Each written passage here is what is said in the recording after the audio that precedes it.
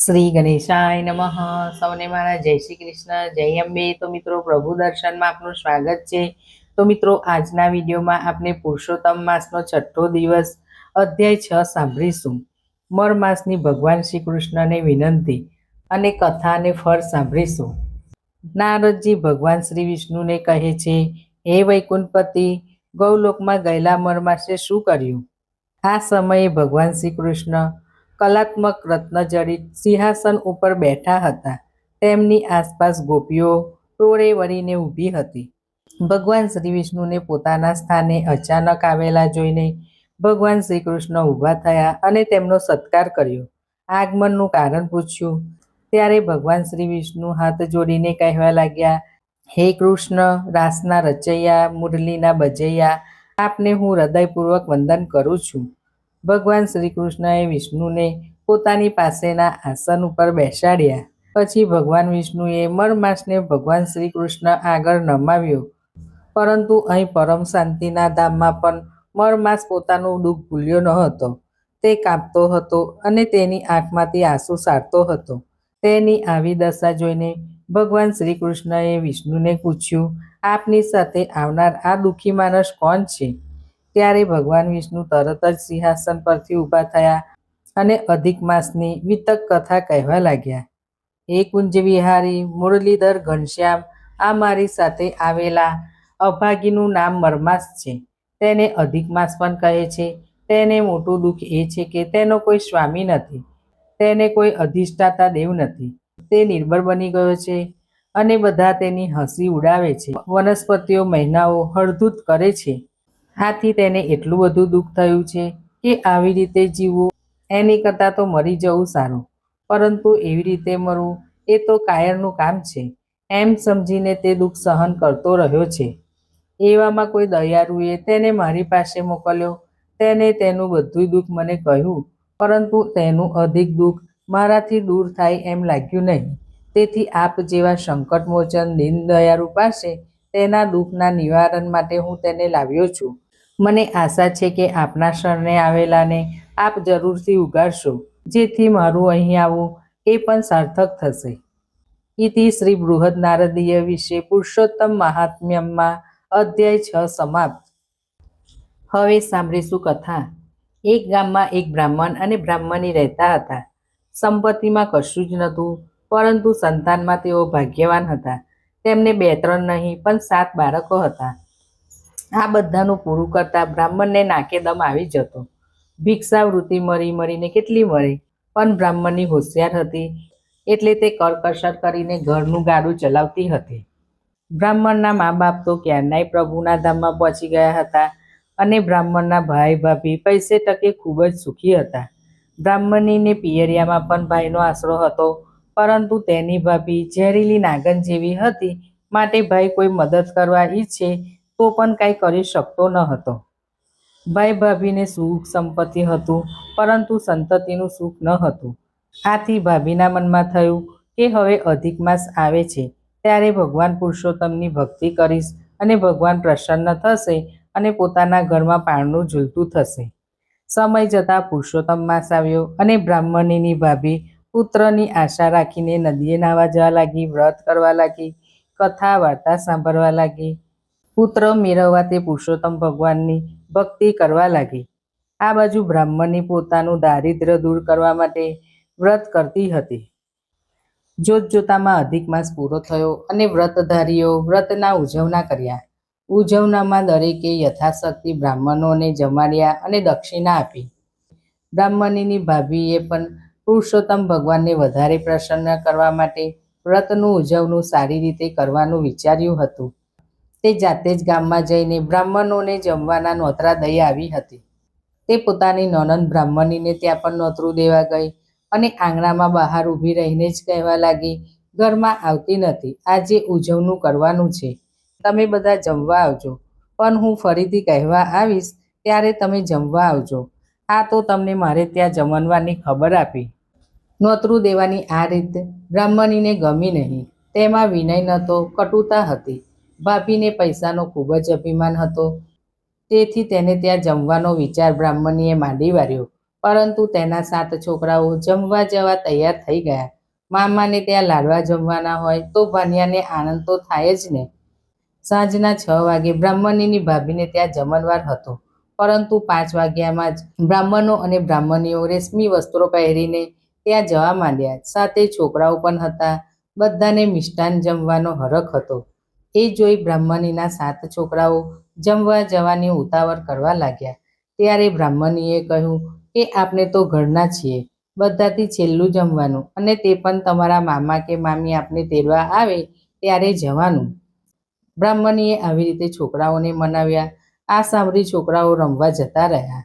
બ્રાહ્મણીએ તેમને આશ્વાસન આપ્યું. બાકી તો તે જાણતી હતી કે અભિમાનથી ભરેલી ભાભી તેમને તેડવા આવવાની નથી. જમણવાર પતી ગયો, પરંતુ બ્રાહ્મણીના ઘરે ન ભાઈ કે ભાભી તેડવા આવ્યા, એટલે તે બધા ભૂખ્યા રહ્યા. જમવા જવાની આશાએ બ્રાહ્મણીએ કંઈ રાંધ્યું ન હતું. બિચારા છોકરાઓ લાડવા કરતા આખરે ભૂખ્યા પેટે સૂઈ ગયા. રાત પડી એટલે બ્રાહ્મણી પોતાના ઘરેથી નીકળી તેના ભાઈના ઘરની પાછળના ભાગમાં ગઈ, જ્યાં જમણવારનો એંઠવાડા સાથે પતરારા પડેલા હતા. ત્યાં ઘણા પતરારાઓમાં લાડવાના ટુકડાઓ પડેલા હતા. બ્રાહ્મણીએ થોડાક પતરારા લઈને સાડલામાં બાંધી દીધા અને પોતાના ઘરે આવી તેને લાડવાના ટુકડાને કાઢીને એક થાળીમાં મૂકી એનો ભૂક્કો કરીને ફરીથી લાડવા વાળી દીધા. પૂરા 7 લાડવા થયા. પછી પેલા પતરારા પાછળના વાડામાં જ્યાં ઘાસ પડ્યું હતું ત્યાં નાખી દીધા. તેના પર ઘાસ પાથરી દીધું, એટલે કોઈને ખબર પડે નહીં કે અહીં એંઠવાડાના પતરારા પડ્યા છે. પછી પેલી લાડવાવાળી થાળી ઢાંકી દીધી અને પુરુષોત્તમ ભગવાનનું સ્મરણ કરતી સૂઈ ગઈ. તેની પ્રાર્થના પરમ કૃપાળુ ભગવાન પુરુષોત્તમે તરત જ સાંભળી લીધી. સવારે બ્રાહ્મણી જ્યારે પેલા એઠા પતરારા ઉકરડે નાખી આવી હતી તેને લેવા ગઈ તો તે પતરારા બધા સોનાના બની ગયા હતા. તેને બધા પતરારા લઈ જઈ પોતાના પતિને બતાવ્યા તો બ્રાહ્મણ સમજી ગયો, તું પૂરી શ્રદ્ધાથી ભગવાન પુરુષોત્તમનું વ્રત કરે છે, કાઠા ગોળનું પૂજન કરે છે અને વ્રત કથા સાંભળે છે, તેનું આ ફળ છે. બ્રાહ્મણી બોલી, હે નાથ, તમારું કહેવું ખરું છે, તો પણ પતરારા મારા ભાઈના છે એટલે એના પર એનો અધિકાર છે. ભલે આજ દિન સુધી મને કશું આપ્યું નથી, પરંતુ મારે તેના નિમિત્તનું તેને આપવું પડે. હું આ બધા પતરારા મારા ભાઈને આપી આવું છું. આપને કોઈના હકનું જોઈતું નથી, આપને કોઈના હકનું ખપે નહીં. બ્રાહ્મણે કહ્યું, ભલે આપણે ગરીબ રહ્યા, પ્રભુ આપણને 2 ટંક લોખું પાકું આપે એટલું જ બહુ છે. જા જઈને આપી આવ. બ્રાહ્મણી પતરારા લીધા વગર ભાઈને વધામણી આપવા ગઈ. ભાઈ અને ભાભી હિંચકા પર બેઠા હતા. બ્રાહ્મણી કંઈક બોલે તે પહેલાં જ ભાભી બોલી ઉઠી, નણંદબા, કાલે તો તમે છોકરાઓના લશ્કર સાથે જમી ગયા, આજે તમે વધેલા લાડવા લેવા આવ્યા છો, પણ કંઈ વધ્યું નથી. તમારા ભાઈનું જ ઘર છે, તમે જાતે જોઈ લો. આ સાંભળી બ્રાહ્મણી ડઘાઈ ગઈ. તેને ભાઈને કહ્યું, ભાઈ, અમે જમવા આવ્યા હોય તો તમને મળ્યા વગર જઈએ ખરા? અમારા ઘરમાંથી કોઈ જમવા આવ્યું નથી. અમે તો ઘરે પણ રાંધ્યું નહોતું. બધા ભૂખ્યા સૂઈ રહ્યા હતા. કોઈ તેડવા આવ્યું નહીં એટલે અમે જમવા આવ્યા નહીં. ભાણેજના નસીબમાં મામાના ઘરનું ખાવાનું લખ્યું જ નહીં હોય. હું તમને એક વાત કહેવા આવી છું. તમારા ભાનિયાઓ આખો દિવસ લાડવાનું રટણ કર્યા કરતા હતા અને ભૂખ્યા પેટે લાડવા કરતા સૂઈ ગયા.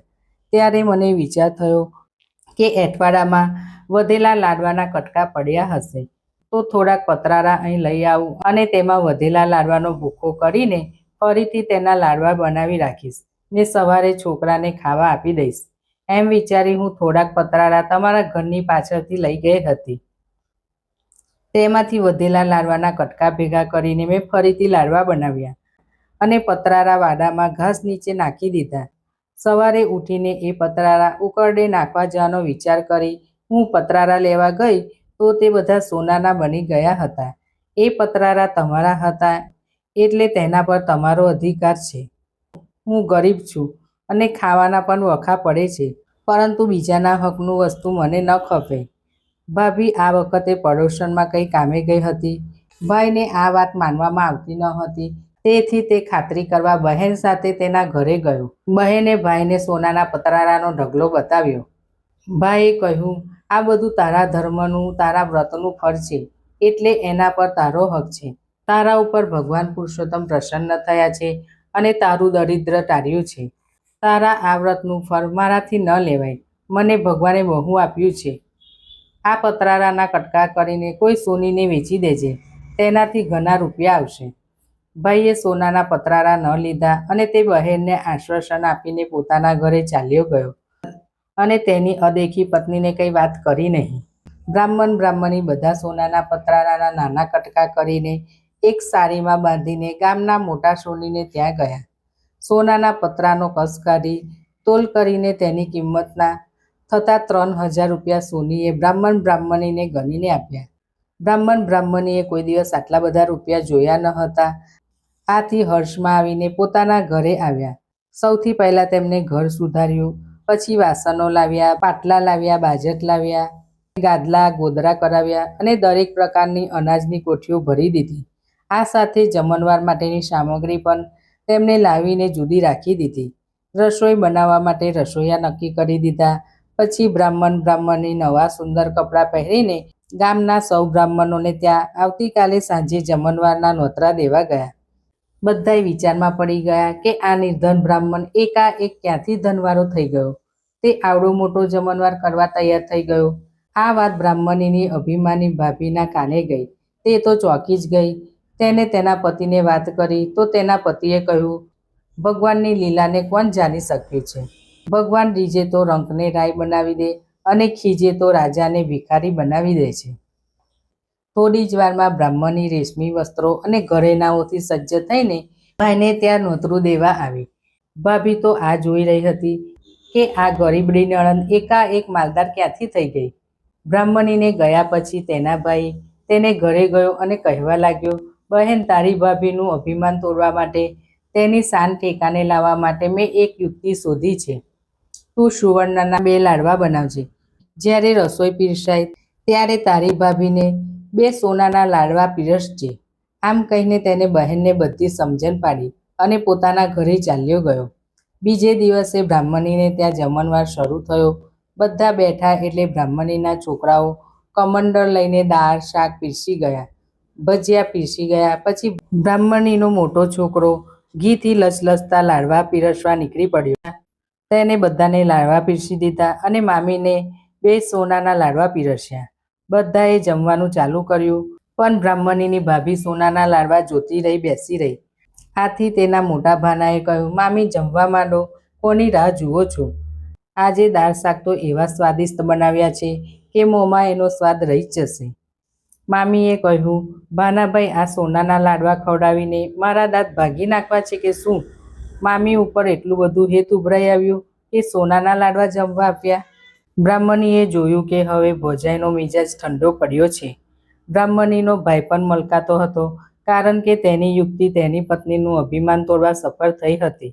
તેને જ તેની પત્નીને કહ્યું, તું ધનવંત છે, તને સોના ચાંદી ઉપર બહુ મોહ છે, એટલે તને ભાન્યાએ સુવર્ણના લાડવા પીરસ્યા છે. બાકી તુંએ તો તેમને ઘી ગોળના લાડવા પણ ખવડાવ્યા નથી. ગામના બધા આપણે ત્યાં જમવા આવી ગયા અને તારા અભિમાનથી બહેન ભાનિયાઓ ભૂખ્યા રહ્યા. ભાનિયાઓ લાડવા માટે તરવરતા હતા, એટલે મારી બહેને એઠવાડામાંથી લાડવાના કટકા લઈને છોકરાઓ માટે ફરી લાડવા વાળી રાખ્યા હતા. ભગવાન પુરુષોત્તમથી આ સહન ન થયું. તેમના ભક્તિ કરનાર, વ્રત કરનાર દુઃખી રહે એ કેમ ગમે એમને? તેમને પ્રસન્ન થઈને બધા પતરારા સોનાના બનાવી દીધા અને તે વેચતા મારી બહેનને પુષ્કળ ધન મળ્યું. જેને સૌ હરધૂત કરે છે તેને ભગવાન ગળે લગાડે છે. તારી પાસે ધનની ખોટ ન હતી, છતાં કોઈ દિવસ તે તારી નણંદને અન્ન, વસ્ત્ર કે ધન આપવા હાથ લંબાવ્યો છે ખરો? પરંતુ ગરીબનો બેલી ભગવાન છે. આ સાંભળી તેની પત્નીને ખૂબ લાગી આવ્યું ને તેની આંખમાંથી આંસુ સરવા લાગ્યા. તે જમવાનું પડતું મૂકીને તેની નણંદને પગે પડીને કહેવા લાગી, નણંદમાં, મેં તમને ઘણા દુભાવ્યા છે, ઘણા મહિના ટોણા માર્યા છે. મને મારી ભૂલ સમજાય છે, મને ક્ષમા કરો. બ્રાહ્મણીએ કહ્યું, તમારો કોઈ દોષ નથી. તમને ધનનું અને રૂપનું અભિમાન હતું. તેને તમારી આંખે પાટા બાંધી દીધા હતા અને તમે મારી સાથે આવું વર્તન કર્યું. ત્યારે જ અમે વધુ ભક્તિ કરીને ભગવાન પુરુષોત્તમને પ્રસન્ન કરવા શક્તિમાન થયા હતા. ચાલો હવે આપણે બંને સાથે જમવા બેસી જઈએ. અને નણંદ ભાભીએ પહેલીવાર સાથે બેસીને ભોજન કર્યું. ત્યારથી તેઓ વચ્ચે સુલેહ થઈ ગયો અને બધા હળીમળીને રહેવા લાગ્યા. ત્યારથી ભાભીએ પણ પુરુષોત્તમ ભગવાનની ભક્તિ કરવા માંડી. નણંદ ભાભી દર 3જા વર્ષે અધિક માસ આવતા પુરુષોત્તમ વ્રત કરતા હતા. તેથી તેમના સુખ સમૃદ્ધિ વધવા માંડ્યા. તેમને સુખી જોઈને નગરના બધા નર નારીઓ ભગવાન પુરુષોત્તમનું વ્રત કરવા લાગ્યા. આથી ભગવાન પુરુષોત્તમ વ્રતનો મહિમા ખૂબ વધી ગયો. હે પુરુષોત્તમ ભગવાન, તમે જેવા બ્રાહ્મણીને ફર્યા તેવું તમારું પુરુષોત્તમ માસનું વ્રત કરનાર, કથા વાંચનાર, સાંભળનાર અને સ્નાન, ધ્યાન ને દાન કરનાર પર પ્રસન્ન થજો ને સુખ શાંતિ આપજો. બોલો શ્રી પુરુષોત્તમ ભગવાનની જય. લક્ષ્મીપતિ શ્રી નારાયણની જય. કૃષ્ણ કનૈયા લાલ કી જય.